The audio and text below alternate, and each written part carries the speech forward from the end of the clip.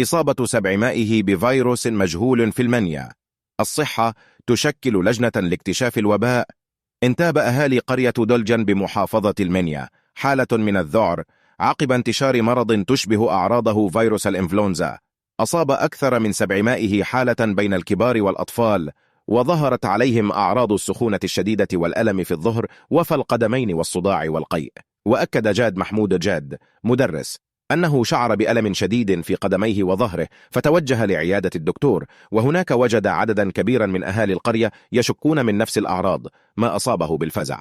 وقال الدكتور أبو المكارم محمد طبيب بقرية دلجة أن وباء مجهول ومنتشر بالقرية، وهو شبيه بأعراض مرض الإنفلونزا، وأنه استقبل في عيادته عشرات الحالات، مشيرا إلى وجود حالات خطرة في دير مواس.